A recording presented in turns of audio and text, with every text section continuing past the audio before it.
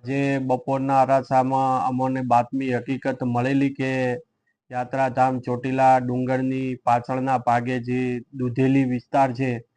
ત્યાં ગેરકાયદેસર રીતે ખનન થઈ રહ્યું છે. જે બાતમી હકીકતને ધ્યાને રાખીને અમારી નાયબ કલેક્ટર પ્રાંત ચોટીલાની ટીમ અને મામલાદારની ચોટીલાની સંયુક્ત ટીમ દ્વારા સ્થળ ઉપર જઈને આકસ્મિક રીતે દરોડા પાડતા જે યાત્રાધામ ચોટીલા ડુંગરની પાછળના ભાગે સરકારી સર્વે નંબર 242 વાળી જગ્યાની અંદર તદ્દન ગેરકાયદેસર રીતે તાસ એટલે કે મુરમનું ખનન અને વહન કરતા વાહનો છે જપ્ત કરવામાં આવેલા છે, જેમાં એક હિટાચી મશીન, ડમ્પર અને 20 મેટ્રિક ટન તાસ ભરેલું ડમ્પર એમ મળીને કુલ 90,10,000 રૂપિયાનો મુદ્દામાલ જપ્ત કરવામાં આવેલો છે.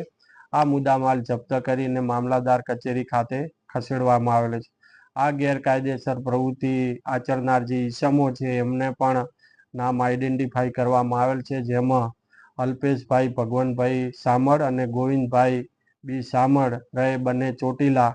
આમના દ્વારા છે ગેરકાયદેસર ખનન પ્રવૃત્તિ કરવામાં આવતી હતી. આ તમામે તમામ વાહન માલિક અને ખોદકામ કરાવનાર ઈસમો સામે Gujarat prevention of illegal mining, storage and transportation rule 2017 અને આગળની જુદી જુદી કાયદેસરની કાર્યવાહી હાથ ધરવામાં આવેલ છે.